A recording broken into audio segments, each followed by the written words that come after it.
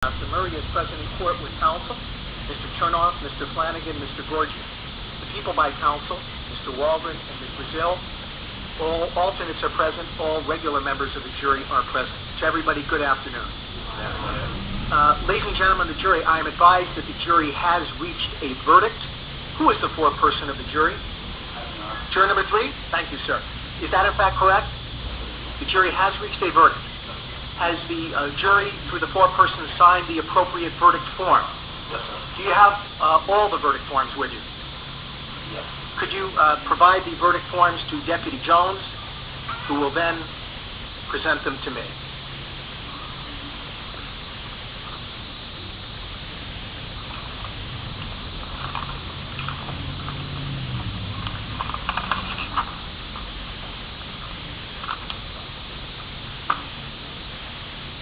Court has reviewed the verdict form, and ladies and gentlemen, there was a typo in terms of the date of the alleged incident. It was written June 9th, 2009, and juror number 3, you've corrected that to June 25th. You put a 2-5 and you put some squigglies after that? All right, thank you. I've reviewed the verdict form, which now I will pass to Mrs. Benson, the court clerk. Mrs. Benson will publish the verdict.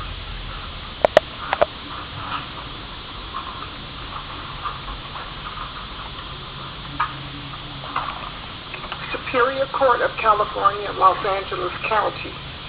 The people of the state of California plaintiff versus Conrad Robert Murray, defendant. Case number SA 073164.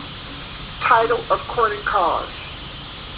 We, the jury in the above entitled action, find the defendant, Conrad Robert Murray, guilty of the crime of involuntary manslaughter in violation of Penal Code Section 192, subsection B. Alleged victim, Michael Joseph Jackson, alleged date of June 25th, 2009, as charged in count 1 of the information. This 7th day of November 2011, four-person juror ID number 145, seat number 3. Is this your verdict? Is this your individual and personal verdict? So say you one, so say you all. Yes. All jurors indicating the affirmative. Ladies and gentlemen, I'm going to ask you whether this is your individual and personal verdict. I'm going to be asking you individually if this is correct. If it is your individual and personal verdict, say yes. If it is not your individual and personal verdict, say no. Is this your individual and personal verdict, Juror 1? Yes, sir. Juror 2? Juror 3? Yes. Juror 4? Yes, sir. Juror 5? Juror 6? Juror 7? Juror 8? Yes. Juror 9? Yes. Juror 10? Juror number 11? Yes. Juror 12? All jurors having indicated in the affirmative, the court clerk is directed to record the verdict. Do counsel waive further reading of the verdict as recorded? Mr. Waldron? Yes, Your Honor. Mr. Chernoff? Yes. Thank you. Ladies and gentlemen of the jury, I now will read to you final instructions upon discharge of jurors. You now have completed your jury service on this case. On behalf of all of the employees of the Los Angeles Superior Court and the parties in this case and others involved in this case, please accept my thanks for your time and effort. Throughout this trial, I have admonished each of you not to discuss anything about this case with anyone other than a fellow juror during deliberations in the jury room.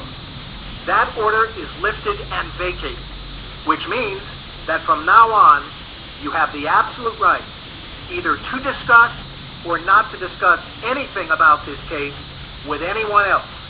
If you want to talk about the case, that decision is appropriate. If you do not want to talk about this case, the decision is appropriate. The decision is yours and yours alone. I repeat, the decision is yours and yours alone.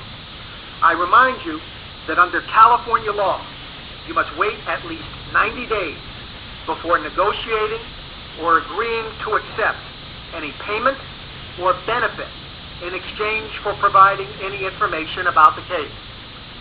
Let me advise you of some rules the law puts in place for your convenience and protection.